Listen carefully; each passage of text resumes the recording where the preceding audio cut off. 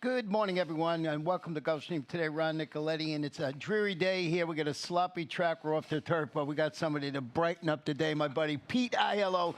You and I will look through this card today, Pete. We got some rain here in South Florida, but not the case yesterday. No, certainly not. We had 13 races on the program, a variety of great performances in the stakes category. Let's go back and look at both of the feature races yesterday, starting with the Susan's Girl division and Cookie Dough, who was rumored on the backside to be the best 2-year-old filly in the Arundel Stanley Gold Shed Row, and boy, did she prove it yesterday with an eye-catching win. She had no threats in the stretch. It was unbelievable. I heard about Cookie Dough, so I did not pick this horse, but I went over and made a bet when I kept hearing all these rumors, and boy, there was never any doubt that this horse was going to win. Well, we're starting to see, when we're looking at these races, horses that were precocious, that maybe their precocity's catching up to them a little bit, and some other horses who are getting better with distance, and certainly that was the case with the horse that won the Affirmed division of yesterday's Florida Sire Stakes, Garter and Tie. Ralph Nix always thought this horse would appreciate more ground. You can draw your own conclusions from the replay. Certainly appears that he does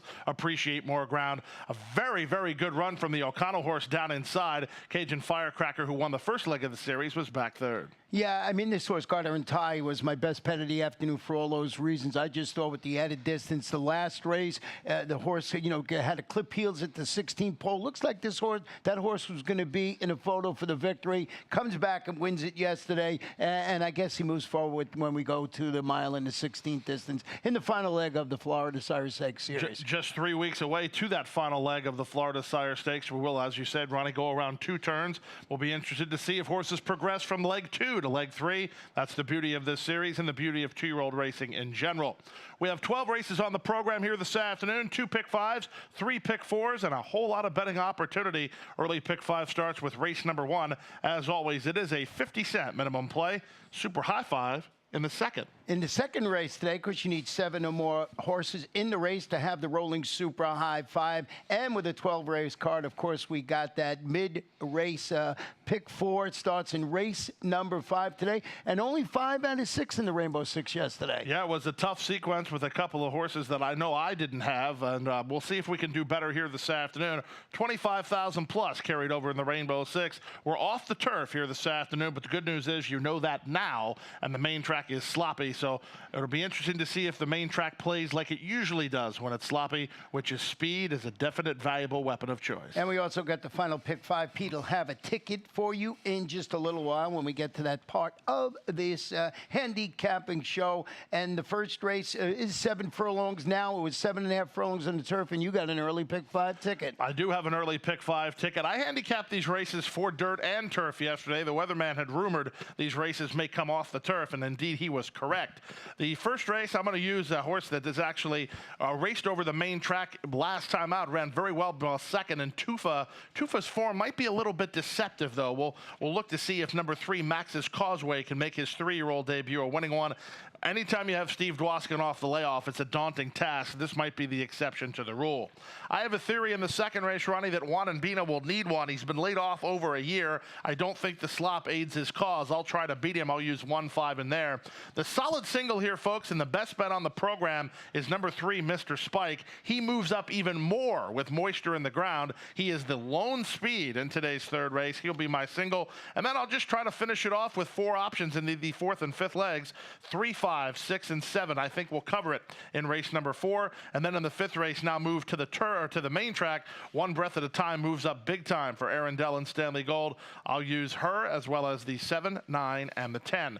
$32 play. Ronnie, we got to get by these first 2 races, and then I'm home free. Yeah, you got to. I like the way you structured your ticket, because those racers are a little upset. We agree in the first race, which is scary to begin with, because I did go with number 4, Tufa, on top of my ticket. This one highlighted his versatility, recovered from a troubled start to finish second against this level of competition. That was going a 1-turn mile on the main track, and I think this one benefits the most by the move to the main. Well, here's the problem, if there is a problem. The last race, and there's a variety of horses in today's first race coming out of this race, was won by Mr. Morningstar. Mr. Morningstar had subsequent to that last, or actually previous to that last race, had been beat for substantially less than he broke his maiden for. He had lost for 12-5. He took a huge step forward to break his maiden for 40. Was that a fluke, or was that just not a very strong maiden 40 last time out? That is the key question. If you think that that race, it was a phony race, then maybe you look elsewhere to the 3 Max's Causeway or the 8 Salary Cap. They're both not coming out of that race. 2 of the horses we are using, the 1 Dig In and the 4, as well as the 2 Bad Boy EJ, all coming out of the same race. Yeah, and Salary Cap looks like another one that's going to benefit, proved with the drop last time out to finish 4th, going 3/4 of a mile. So I just thought that was a logical contender with the move to the main. Well, Salary Cap is a horse that may have to move up as I even think about it even further, because his last race loss was to a horse named Over Sensual. At the time, I thought that was a pretty weak race. However, Over Sensual came back to run his eyeballs out against winners last time out. He ran 2nd behind a very nice winner. So I think the quality of the field that the 8 ran against is better than the quality of the field that the 1 and 4 ran against. Whether that'll stack up or not, we'll see. Well, race number 2 today, 7 furlongs. These are claimers 3 and up, non-winners of 2 in life for 3-year-olds. And I went with the inside. Well, we're in agreement. I was just going to say, what's going on here? Every time I look up and see we agree, I'm frightened. And Oh My Warriors dropping to this 30 level, condition level after Dueling Fleet finishing 4th. That was a really competitive group of 25 starter allowance runners. Won on a wet track in the past before, and that was my thought process. And look who was 2nd in that last race, Over Sensual, there you the horse go. who beat the horse that we were worried about in the first race. So, Oh My Warrior is a horse, he just shows up every time. I'll be interested to see how he trips out. Ronnie, I don't see a huge amount of dedicated speed in here. Juan and Bina is the morning line favorite. I likely don't think he goes favorite, though. People are scared of a horse off a year layoff. I know I am. Yeah, I mean, I didn't use him on my ticket until further back there. I just didn't think that he, I think he needed a race. The barn has not been going that great gun, so I left that one off the ticket.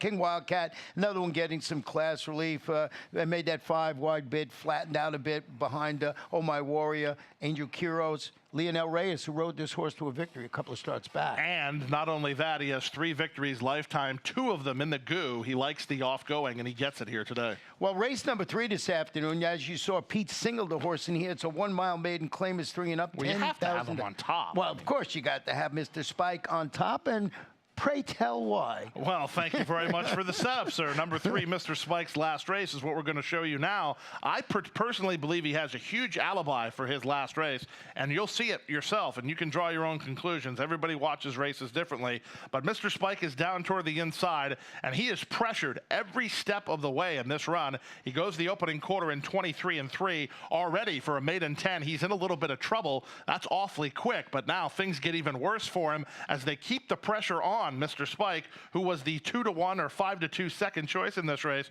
Jaramillo's committed to the front at this point, Ronnie, but he's going to trip the half-mile beam. Still pressured, by the way. He's going to trip the half-mile beam in 46 and 1, and 46 and 1 means he went the second quarter faster than the first, and he went the first quarter fast anyway. If there's ever a reason to be tired in a maiden 10, that is it.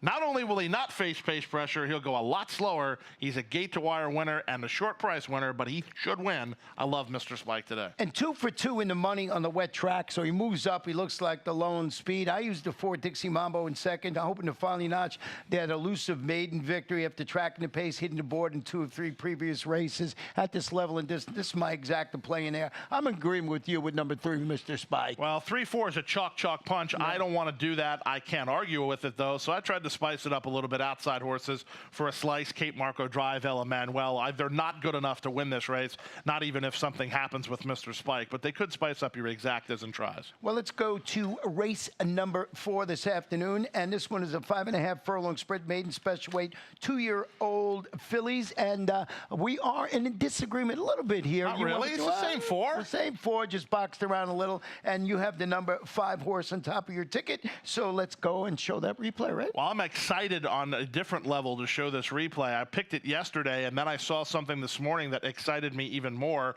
Regal Rags made a career debut last time out racing here at Gulfstream Park. It was a maiden special weight event, and Regal Rags is going to run pretty well in this race, but I'm going to get to why that is impressive to me in a moment. Off the turn, Regal Rags a bit wide off the turn and running pretty well. Now, the barn doesn't crank him up first time out. Now, Ronnie, here's the key part of it. Oh, the horse on the inside of Regal Rags Rags, the horse who's going to win the race, Bella Ciao, she ran yesterday, and I don't want to misquote the race. It was the spin-away, I think. Right. Whatever the 2-year-old filly stake was at Saratoga, the winner of that race, who beat Regal Rags, ran yesterday. She ran 4th at 99-1 against some of the best horses in the country, 2-year-old fillies. That's right, 99 to 1. Edgar was in that horse? Yeah, Edgar was riding that horse up there at the Spa. So, congratulations to Gunavera. Turned for home 12 wide in there. Amazing to finish second in that race. Now, with that said, I did go with the number 7, who having second and top, was sent off the favorite when finishing third in her 5-furlong debut. That's the part I like. Stretching out the 5.5 furlongs, looking to make amends in her second start. They thought highly of this horse to go off the favorite last time out. That was at least that was my thought process last time out. Of course, Ronnie Spatz is not known to have him cranked first out, and this horse took money, and that was my thought. Big Tomlinson number for the Goo on this horse as well. The number 7, Say Adios. Went fast last time out, and as it was noted in the comment line, took a lot of pressure. You know, that's really key, folks, when you're handicapping races. It's okay if horses back up if they go fast facing pressure the whole way. When you want to worry about it is when they get a clear lead and stop. I don't mind a horse getting tired when he has to take pressure the whole way. Well, you know, I'm surprised to see you have a Todd Pletch. You usually like to pick these horses on your ticket. You got him at third. Now, a French lesson. How do we say this? Cap de Cru? I have no idea. I haven't gone to Forvo yet. If Forvo doesn't work, I'll talk to the French authority, Larry Comas. He's never steered me wrong on a French name. Sometimes I can't articulate it like he does, but at least he tells me how it's supposed to sound. A quick story. He got me good one time because he told me the horse was Soldat instead of Soldat. And I went and said that, and I got in trouble by the connections of Soldat. They came and said, it's not Soldat, it's Soldat, which means, of course, French soldier. Let me give you a stat on the number 3, Cap du Coup, who we'll call it now, Todd Pletcher, 2-year-old fillies, first-time starters, maiden special weight right here at Gulfstream Park. He's 8 for 23. That's 35%. He's in the money 61% of the time. You knew he'd only have a $1.50 return on investment. Hard to get around, Todd Pletcher. Our prerogative, daughter of Drill, Ralph Nix. Think that one might run okay. She's been taking on some pretty good competition. Jessica ran in the Florida Sire Stakes yesterday. Select Friday, who beat her 2 starts ago, was one of the favorites in the Florida Sire Stakes yesterday, subsequently scratched, however. But Our Prerogative appears to be headed in the right direction for the Black and White Express. I really like Regal Rags in here, though, folks. Go back and watch the spinaway and consider the horse who ran 4th in the spinaway is the horse who beat the 5 in this race by 2 lengths, just strictly based on company lines and a price. I'm all over Regal Rags with Ray Lou. Well, race number 5 this afternoon, originally scheduled for the turf to be run at 7 on the sloppy track. Allowance optional claim of fillies 3 and up. Optional claiming price of $25,000. I know you like a horse in here that, I went with the 4 in here. I'll start with that. This is a speedy daughter of Bernstein's, cutting back to 7 furlongs. She failed to show her usual early interest last time out. She stumbled at the start. That was going a mile into 16th. It was her local turf debut for Ed Plesser Jr. I just thought this horse was the speed of the speed, but I don't know how this horse is going to run on a wet track. I don't. At the risk of committing a crime, can I book your action? The last time she ran on the main track was back at Aqueduct. She finished 9th, beaten 76 lengths. Now, there's probably a variety of mitigating factors to that, but if I'm looking for dirt form and I see a 76-length loss, I'm not going there. Did you see the dot next to that? That's in a dirt. In a dirt. I don't even know what that was made out of. I think it was made up of ground up 7-Up bottles. Beef or what? 7-Up bottles or something like that. They don't have the inner track at Aqueduct anymore. Well, let me hear about your number 8 horse in here that you said moved way up on the wet track. She certainly does. Now, I fell into the same trap that everyone else in the betting public fell into last time. This horse went favored in her last race. She was a lukewarm favorite, but she was favored going 5/8. In hindsight, it was a pretty poor idea for me to think that she was going to have enough ground to close at 5/8. She lost to a speedy horse in Fallen Leaf. The racetrack was fast that day with just a 13 variant. That's not super fast, but that's fast enough to hinder closers to get their best kick. Now she gets 7/8. She is a horse who would appreciate 7/8. She has a win over the off-going, and she's facing a lot of horses whose best resume is on the main or on the turf course. Yeah, and you know that Fallen Leaf, that was when she was good. They went from the turf to the dirt. She was in, and it was a speed track, and that's a great pick there. Got to go back and look, of course, with the races coming off the turf. You got to take an extra look at these. We got the scratch scratches late in there, and I think Pete's on the right track with the, I used the number 9 Surrender, $200,000 daughter of Smart Strike, making her first start, promising 3-race turf campaign before the layoff. Carla Vacareza keeps this horse in, so I'm thinking maybe they would just want to get one in there for on this wet track today. Maybe, but at a 414 Tomlinson number, I wouldn't be too bullish about coming out either. She's going to get a good trip in here, talking about the 9 Surrender. If your 4-horse does go, she's going to have enough tactical speed to sit on her hip, and if somebody else inside of her goes, she can still just sit out there into the clear. I like the trip the 9's going to get. She was part of my play also. And the 7-star Starship Tribbles looks like she's going to close and grab a share. I'm interested to go to race number 6. I know I got one of my favorite horses in here because of me being Italian, little meatball. 6 furlongs, allowance optional claimers, state bred, 3 and ups. Did you have this horse on top? No. Okay, I'll go a little meatball now in the Georgina Baxter barn. This Speedy Gelding is stepping up the competition. First race and using his speed. He crushed that field of 12-5 condition claimers. He's a hard-knocking gelding. He may have tipped his hand, this horse. I love this recent 3-furlong bullet in 35-3. Look at its record on the wet track. 3 starts, 2 wins, and a third. He's just a nice racehorse. Yeah. There's nothing that I can say bad about Little Meatball, other than he's going to be a short price, and I thought there were some other options. But we have the same 4 horses in this race also, so it's just a matter of the key part of this race for me, Ronnie, is number 4, Field Trip. If Little Meatball does his best work on the lead, which I do think he does, I don't think he needs it, but I think his best work is on the lead, the 4 Field Trip's going to throw a wrinkle in the plot there because he's also pretty darn fast. He won a race last time out, where credit to the Equibase folks. I don't know how they made a chart for this race. I couldn't see a thing. Oh, I remember that now. That's right. You were just you missed the first part of it. Not missed. You couldn't see the first part. I was promoting beer specials. I couldn't see a thing. But Field Trip, I do know, went gate to wire that day, defeating Darwish in the process. I think Field Trip is not a big factor in this race as far as a win candidate, but he does have a lot to say about the outcome because he's going to force the pace, and other horses like Low Meatball may be softened up. And that was on a sloppy track that was not sealed at the time because it just came pouring down that afternoon. And Little Meatball, and you went with the number 2 Powerful Venezuela. This is a sucker bet. I'm going to admit it. This horse is a 3-year-old taking on older horses, which I never like. I think the 3 Star Wancho is an absolute stone-cold cinch to hit the board. He usually does. He's not really a win type, however, so if you're playing a Survivor contest anywhere, you can lock in on number 3 Star Wancho, or if you're having a parlay, anything like that. I'm trying to get cute here with Powerful Venezuela. He was favored last time out. He didn't run that well. He lost to Star Wancho. I think he might have bounced off of a couple of bigger tries. Barboza puts him right back in, and Ray Lou Gutierrez takes over the riding assignment.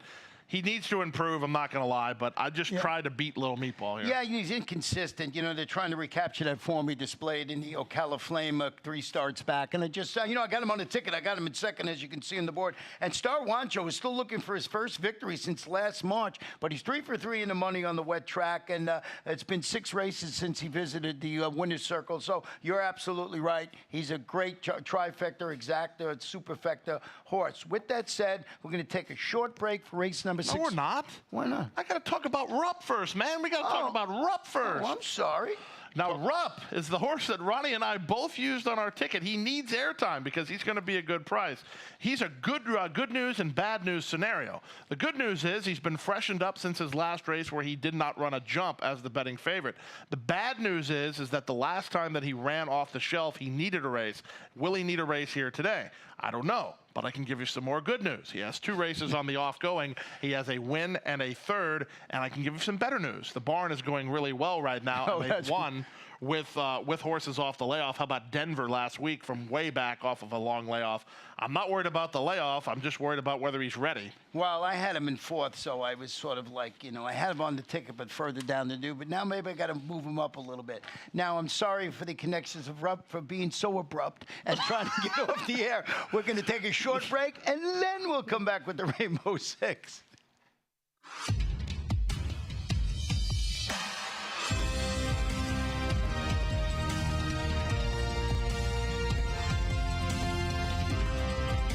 Whether you're at home or at the track, have a stake in the race when you bet with ExpressBet. Sign up for an ExpressBet online betting account and receive up to a $500 sign-up bonus.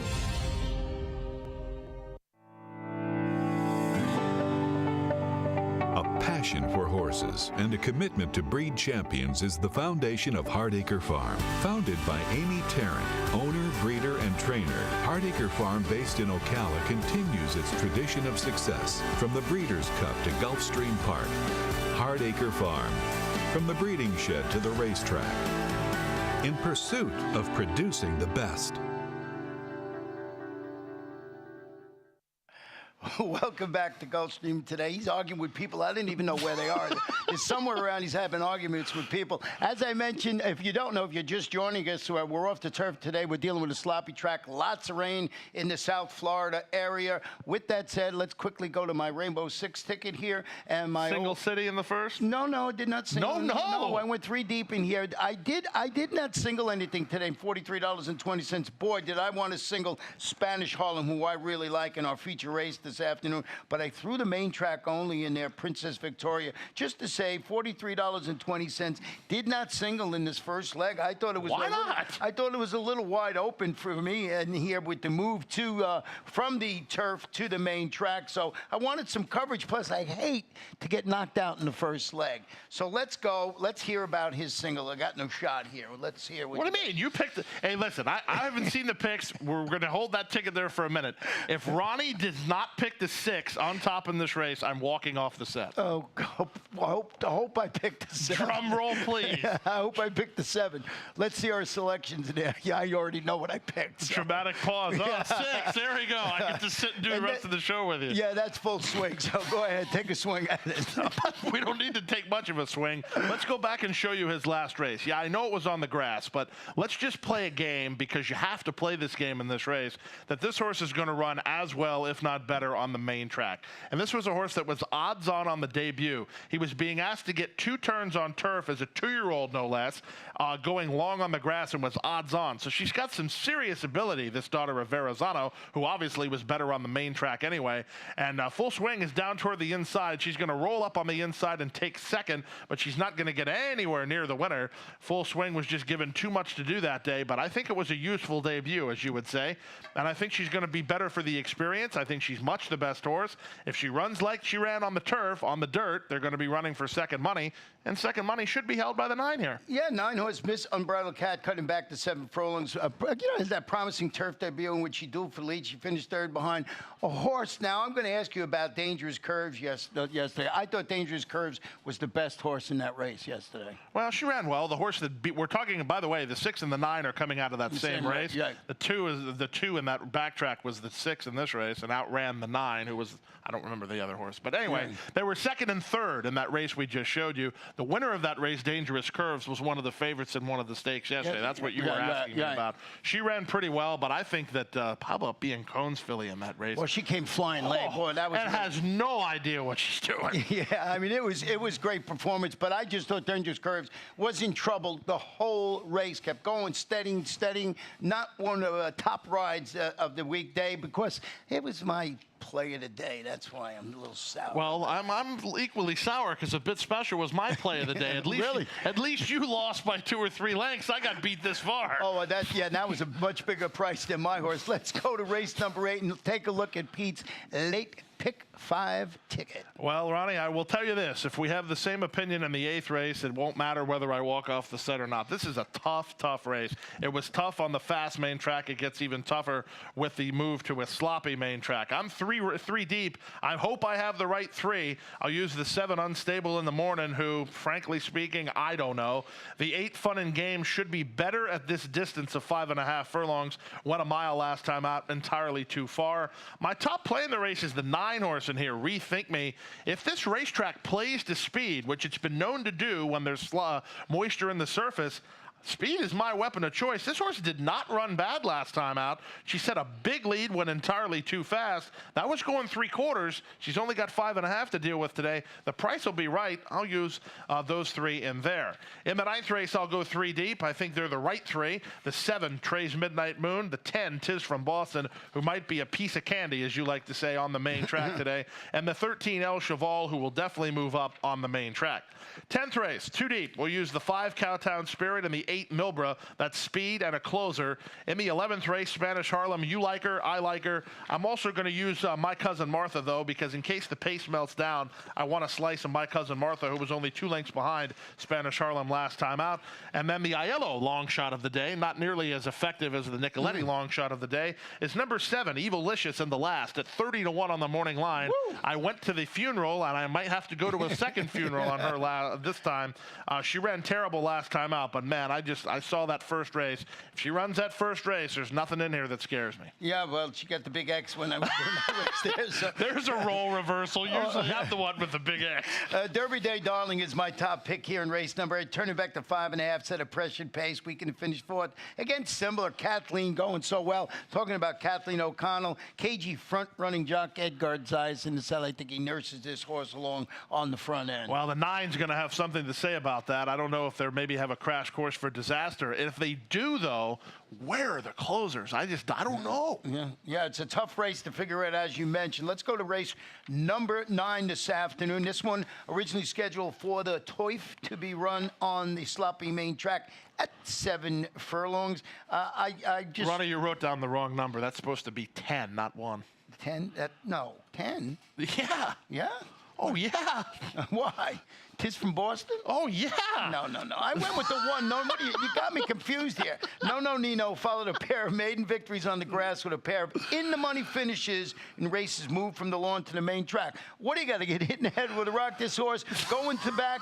It's burned well on the north track in its last race. That's why I went with the 1. No, Nino. I actually had my rules on top, but they scratched it late. All right, here's our head-to-head wager for the day. You have the 1. I'll take the 10. Tis from Boston, who last time he ran on the main track with any moisture in it, he was a 13-length winner. He was subsequently 3rd for 30,000 2 starts ago, and now he got on the grass last time out, which I just don't think he likes, against much better racehorses. Takes a severe class drop. You got an X next to him? No. Oh, okay, good. No X next to him, but we'll see how that plays out. And that's our bet of the afternoon, and I also used we don't have agreement at all in here. I went with the 2 Shidoshi, stepping up to face winners, led every step of the way. Won by that 3+ widening lengths. You know this race is on the dirt, right? Yes, on the turf. Let me finish on the turf course. This horse maybe can get loose on the inside. Antonio Sanchez, he's picking on me now. He made me think I picked the 10 and wrote the wrong number down. I'm going to just go to the next race because I'm too confused. Oh, I'll take you there. The 10th race of the day, the first leg of the late pick 3, $6,250, the claiming level. Very good, very competitive race.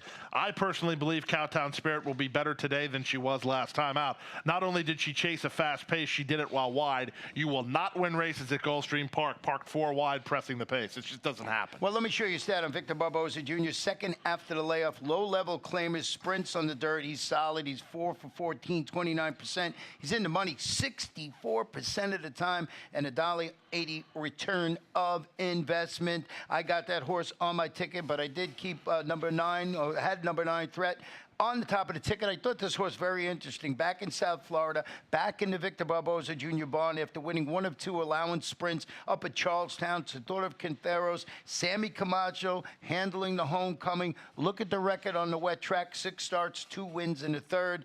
Just very curious to see this horse come back. Now, I don't know how to translate Charlestown. That's your alley to do that for the races here. But I just thought this horse run well. They're bringing him back. That was allowance competition up there. So maybe Threat. And who you have somewhere on your ticket, too? I do, indeed. I thought that of the 2 Barboza horses, you have to figure Jaramillo got to choose. He chose the 5 over the 9.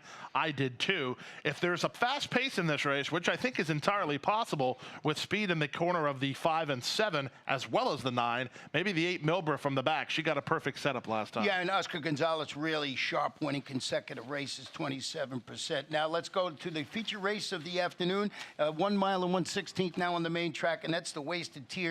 I love Spanish Harlem. Take it over. No. Why? You love her. Stretching out to 1 mile and 1/16, return from the layoff to win in the 1 mile, $75,000 barely evening, a previous winner on an off track. They wanted this exactly to happen. I talked to the connections yesterday. I said, if it rains, I love this horse. And I said, you know, you're absolutely right. And that was my thought process with Spanish Harlem. So, and was really, overmatched, when 2 starts back in the Princess Rooney. So I just think she fits perfectly. And that's because of the move to the sloppy main going. No argument for me. I used her on top as well. The horse who was right behind her last time out is the 12, My Cousin Martha. She needs pace to run at. If the main track will not allow her to make up ground, I'd worry about it. If they go fast and Spanish Harlem takes some pace pressure, look out for the 12. She's an honest, hard-trying little filly. She comes rolling when it matters. Yeah, I use King Ghost on their grade 3 stakes place on the turf. This horse has won on the fast main track, has tried the wet track, 0 for 3. Just thought class is up a little bit in here. And then, as I mentioned on my Rainbow Six ticket I threw, Princess Victoria, they entered for the main track after that. The monster race being first off the claim for Bobby DeBoner. I like that angle. How about the 9, Tiffany Case at a big number? She'll be part of the pace in here. She wants dirt, too. I don't know how she's going to stack up going this far and making her Gulfstream debut, but her form's nothing to shake a stick at.